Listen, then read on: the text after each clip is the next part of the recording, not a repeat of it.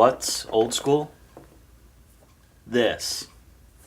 This is old school. Let me show you.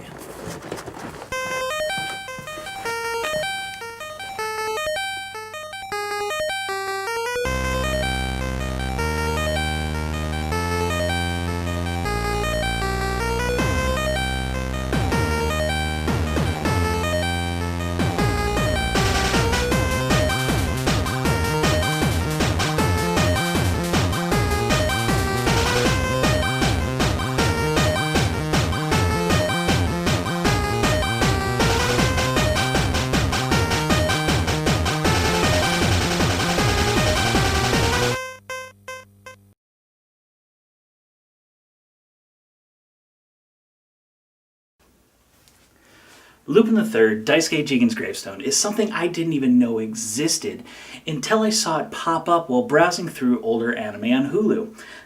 I've been under a proverbial rock as far as new anime releases are concerned over the past few years, and despite the fact that I love Lupin as much as I do, I just haven't been paying enough attention to even realize that a new Lupin movie was in the works. So imagine my surprise. I'm sitting in my chair watching through a bunch of stuff on Hulu, and then all of a sudden I see, wait, that's a Lupin thing that's popped up? Let me look at, it's a new Lupin movie.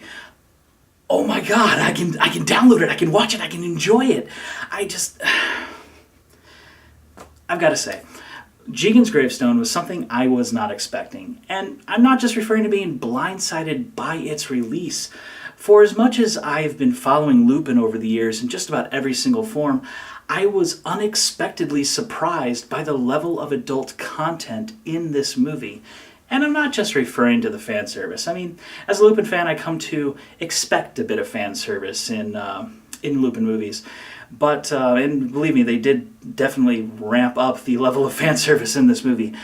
The story itself focuses on a much more adult theme than most of Lupin ever has in the past. And that's not saying that that's exactly a bad thing. I mean, as an older fan of Lupin, such as myself, I welcome these changes. Though, all of that being said, I cannot in good conscience recommend this movie for my younger viewers. Lupin the IIIrd, Daisuke Jigen's Gravestone, is for mature audiences only.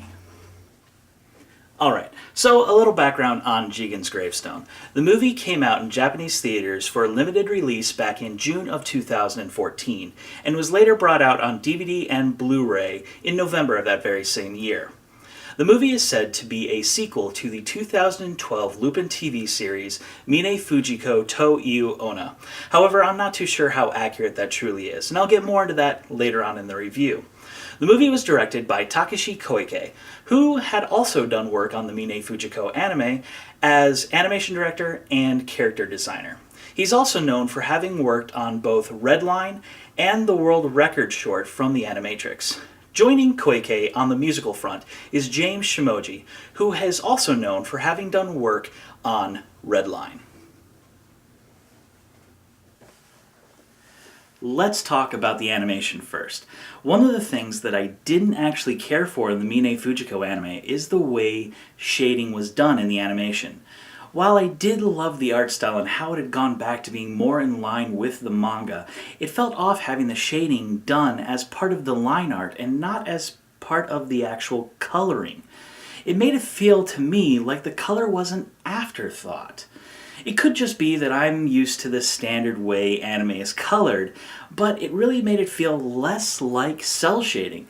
Though, I would love to see how it would look if it was entirely black and white and shaded entirely like a manga. Now, the reason I bring this up is that in Jigen's Gravestone, they moved away from that and actually shaded the colors normally. Sure, there's a bit of line shading here and there, but it's not really all that pronounced, and in the end it makes the style actually fit better in an animation setting. The colors are dark, deep, and solid, very reminiscent of what I remember old cel animation to actually be like. Quite honestly, if this movie is any indication as to what the new Lupin TV series is going to be like, I am going to be one very happy man. Now, That isn't to say that the animation is cutesy or squeaky clean. It's actually rather gritty, though that's partially a style choice, I believe. Overall, the way the animation goes, what is animated and how much, really plays into the style and gives the film a more film noir feel, and actually makes it feel similar to old 70s animation. And what I'm getting at here is don't expect to actually see every movement played out. Intense hand-to-hand fighting scenes with characters whose limbs move like jello, or really any much movement at all. The whole movie has the feel of a manga, with lots of close-ups, characters that rarely move beyond a standing position, and tons of exposition. It really does remind me of the old Green Jack and Lupin series, but with newer animation techniques. With that said, I guess I should talk a little bit about the whole jacket thing. The new TV series that's coming out is supposed to have Lupin wearing a blue jacket, and in this film, that's exactly what he's wearing. To me, this screams of things to come with that TV show, and I really hope that it does. It was cool seeing Jigen's eyes so often in the film, and the fact that they let Fujiko actually show a bit of her natural blonde was awesome. And that antagonist, he is entirely dressed to match Lupin and Jigen's style. Like, he is the antagonist, he is the anti-Jigen. It's so awesome. Now, overall, the visual style, it's very striking and enjoyable. And it doesn't hurt that it's so different from the way modern anime is designed. And to be honest, I've always loved The Outliers. As for the music, I didn't really notice it much during the course of the film, and that's not to say it wasn't there. It just felt like another piece of the puzzle so much that it didn't actually distract me enough from the movie to really actually draw attention to itself. And that's great. The music was really low-key and soft when it needed to be, and got loud and fast-paced when the action picked up. The overall soundtrack has a very jazzy feel to it, and that actually makes it seem very similar to the old Green Jacket Lupin series as well. However, one piece of music that was missing from the movie is the iconic Lupin theme. And while a piece of nostalgia in me actually wishes that it had been there, I honestly believe that it would have actually detracted from the experience as a whole. It's just not dark enough. I guess it's time I should start talking about the story. This part will be spoiler heavy, so if you don't want any of that, go ahead and click here to skip ahead to the spoiler-free summary. Don't worry, I'll wait.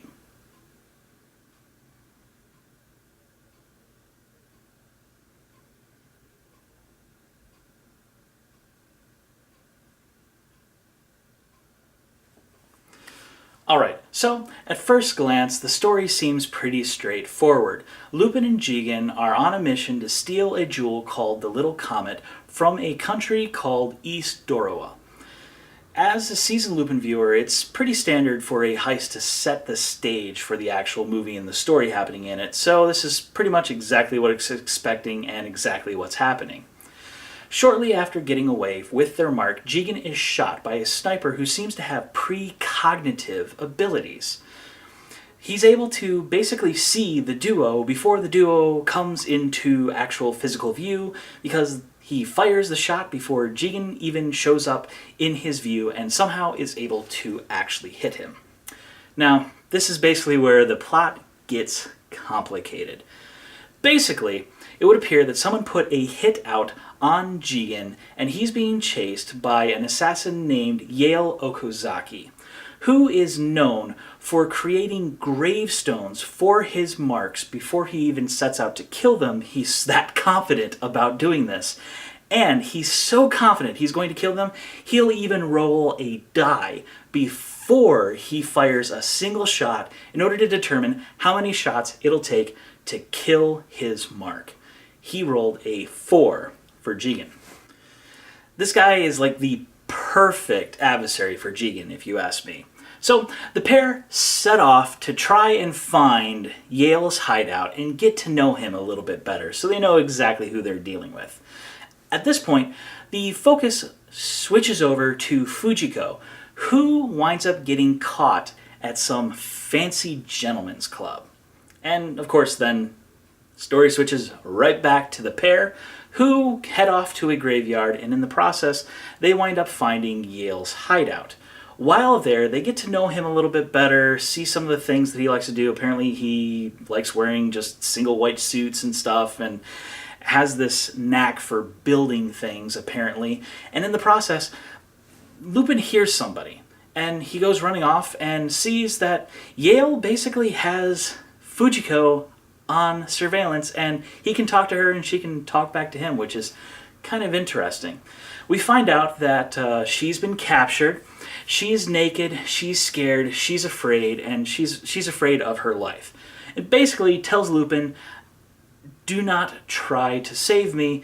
I am afraid that you will bite the dust as well. Of course, Fujiko, she is one smart little girl because, well, let's face it, she knows exactly what to say to get Lupin all riled up and ready to save her. So, at this point, Yale finds them. They have a little bit of a standoff, continue on, and they basically have this all-out fight between them. It's a giant car chase through everything, and wind up basically getting cornered at a pier, which is where Yale basically kills Jigen. How else to say it? He kills Jigen. Or at least it seems to kill Jigen, because, well, let's face it, I've seen a lot of Lupin over the years, and I have seen, I wouldn't say it's a common plot point, but it's happened before. A main character has died in a Lupin show, and has miraculously come back to life because of something. I mean, heck, even Lupin perishes in a movie, and later on comes back from the dead. So, all of that, it's pretty standard, so I expect that everything isn't exactly as it seems in the storyline so far, but, well, we'll just play along for now. Okay, so at this point, with Jigen dead and whatnot, Lupin heads off to go save Fujiko, who is currently in some sick pervert's form of a gentleman's club. Basically, she is naked in a tank full of some type of liquid. I'm assuming it's some type of grease or something, something to make her slippery and whatnot. And she is currently running away, trying to protect her life, being chased by this giant mechanical thing that is trying to thrust its huge pelvic phallic drill thing that's like right there and right into her, basically. And the whole while, there's this guy who's playing a piano, and all he's doing is just playing one note, and it's getting faster and faster and faster and faster and faster. And while all of these people in masks and stuff are watching and eating, and it's sick, it's perverted, and, well, let's face it, Lupin crashes the party. He basically crashes everything, shuts everything down, and basically announces to everybody, hey, I am here, I am Lupin the IIIrd, and I am going to steal that woman from you. And, well, basically he attempts to do so. Comes on down, starts getting into a firefight, and fails to pretty much save bullets, and says something about not being as good as Jigen is at trying to kill bad guys. All the while, Fujiko winds up escaping in the process and leaves Lupin behind to fend for himself as she makes off with the book that she was originally there to try and steal and runs away. Now, in the process, she basically winds up running over the guy who is fighting Lupin, just beating the piss out of him. She just rams right into him with her bike, runs him over, and in the process, Lupin grabs onto the bike, jumps onto the back, and cops as many feels as he can, because you know what? He just saved her, and he deserves a feel. Because, well, it's Lupin, and he loves Fujiko, and she is kind of like, hey, stop that. And he's like, hey, what? And she just kind of lets him continue to do it. So they continue on and stop at a graveyard where Jigen's gravestone is. They then go on to discuss that the book that Fujiko had stolen is called a calamity file, something that basically details all of the assassinations that's happened in this country. And in the process, Lupin finds out basically the connection that Jigen has to this calamity file and pretty much this whole entire thing. And then goes on to tell Fujiko that Jigen is dead.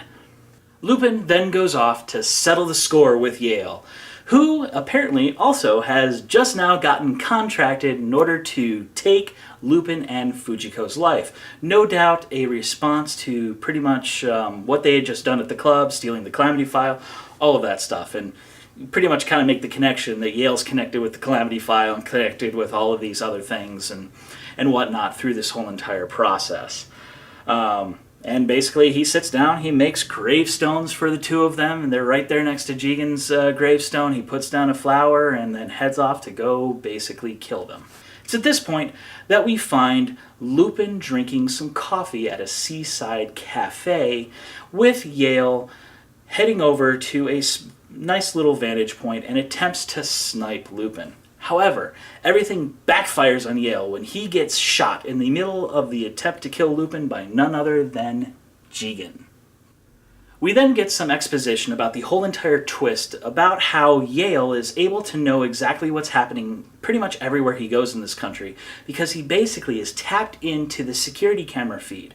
There's the security cameras all over the place in this city, and basically Yale has tapped into it, so he's able to see his prey and his marks before he even shoots them, so that he can basically say, oh hey, they're running away and there's no way I'm going to be able to catch them if they're moving this fast. Well, I know exactly when they're coming, exactly where they're going, so I know exactly how to shoot them. So, they reveal all of these twists and everything, and Jigen faces off against Yale with a sharpshooter, a big, fast, quick shooter thing, and winds up winning, basically proving that he is the better gunman. We then see Jigen and Lupin ride off into the sunset along with Fujiko, who winds up stealing the little comet. Yeah, remember that little thing that, started this whole entire thing? She runs off with it. Doesn't even seem like Lupin has realized that she had stolen it from him, but she does seem like she stole this book, which turns out to be fake, and she runs off, splits off from them and all this other stuff, and then Lupin and Jigen continue on, and you see the two of them end the whole entire movie sitting there next to each other in this stolen, what winds up turning into a convertible car, and they have this nice smoke as they give a little bit more exposition as to everything that's happened and whatnot. They burn the calamity file, wind up taking the calamity file and using it to light their cigarettes, have this awesome nice smoke together, and at this point, everything is fine. Now, despite some rather fancy Deus Ex Machina and Lupin's ability to already have prefabricated means to get him out of situations he didn't even expect on him at all times, the plot seems solid. It's not quite as straightforward as a lot of the older plots in the older TV shows were, and I did love the twist and final reveal at the end, really making this feel like a heist movie. Oh, and before I forget, those two final reveals at the very end, OMG, seriously, I mean, before the credits even roll, you see Mamo. You find out that Mamo is watching them the whole entire time through the movie. Mamo, the guy from the very first Lupin movie, is in this, watching the whole thing take place. It really makes you actually wonder about what might actually come to fruition in the TV show, in the new TV show. Mamo might actually be in it, and that just blows my mind. But raging fanboy aside, the actual reveal at the end of the credits with Senigata standing over top of Jigen, Lupin, and Fujiko's gravestones, and then stating to the rest of his guys that they're going to get very, very busy. he knows. Zenigata knows they're not dead. He's a clever boy. He knows that something's up. It's not exactly as it seems. And that's just awesome. Perhaps, really, the only disappointing thing in this whole entire movie is the fact that Goemon isn't in it. Now, I'm not exactly sure how they could have actually fit Goemon into this story, and that's perfectly okay. It's just kind of sad that this is the first feature film of Lupin that doesn't have that character in it, aside from a very small cameo via a little photograph inside of a fake book that Lupin let Fujiko steal from him. Okay, overall, the story to me is solid, and while things in the end seem to fall right into place exactly as Lupin wanted it, as usual, it wouldn't be much of a fun heist film unless that were to happen. As an avid Lupin fan, I found a lot of tropes in play, and some of the plot points seemed rather predictable to me. However, to someone new to Lupin, or your average viewer, these things really shouldn't detract you from watching the film. They're more basically nitpicks. There are some nice twists and turns, and what starts off as a simple heist turns into something much more than either Lupin or Jigen actually bargained for. It's always nice to see these two bad men shine so brightly at times, and this story really does bring out that whole criminal with a heart of gold thing that Lupin actually has going on. It's a great story, and one I think can help bring new viewers into the fold and prepare them for the new TV show that's to come. In summary, this is a great film. Lupin the IIIrd, Jigen's Gravestone, is presented in 2 parts and does not overstay its welcome. Clocking in at right around 51 minutes, the movie does seem a little short to me. The story speeds along at a very fast pace and at times, to me, seemed a bit rushed. But overall, what you get is a concise package that gets its point across and does not dilly-dally about doing it. I think this is a great entry point for anyone new to Lupin and unsure of where to jump in at. Sure, it doesn't spend much time at all discussing and really focusing on who exactly these characters are or explaining to you, knocking it over the head. Instead, the movie chooses to tell you who they are and show you who they are through the story and their actions within it. Any new fan can jump right on into this movie and not feel confused, or need to actually go talk to a friend who's seen Lupin and can tell them who each of the characters are, why they are who they are, and why they do what they do. The movie itself pretty much tells you exactly who each of these people are right through it. The visual and musical style puts this movie back in the 70s, where Lupin began. And it does so with a bit of modern flair and attention to detail, which is something I cannot say for the original Lupin TV series that was made back in the 70s. I highly recommend this movie to anyone looking for a good story and some good old school action, or anyone looking to jump right on in and figure out what this Lupin thing is all about. It's got all the right things to make older fans like myself very much happy, as well as engage the modern viewers of today. However, and I cannot stress this enough, this movie is for mature audiences only. It has nudity, adult content, sexual themes, violence, and a whole bunch of other stuff that our younger viewers just should not be viewing. So, if you're not old enough to view rated R content in your area, I recommend you talk to your parents first, or guardian, or whoever, first, before sitting down and watching this movie. Now,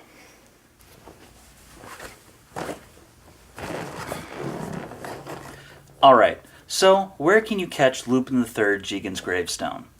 Back in December of 2014, Discotek Media picked up the rights to the movie and made their very first ever dub. So, there's actually a version for all anime fans, subbers and dubbers alike. And in my opinion, you can't go wrong with either version. I've watched both of them and they are both spot on. There currently isn't a DVD or Blu-ray release currently slated, or at least a release date I've been able to find here around on the internet. However, when I do find a release date, I'll let you guys know via an annotation as well as updating the description below. In the meantime, you can actually catch this movie on Hulu. If you don't have a Hulu Plus subscription, there will be a few commercial breaks that you'll have to sit through. However, those of us with a subscription can watch the movie basically commercial-free. Now, if you'll excuse me, I've got some anime to watch.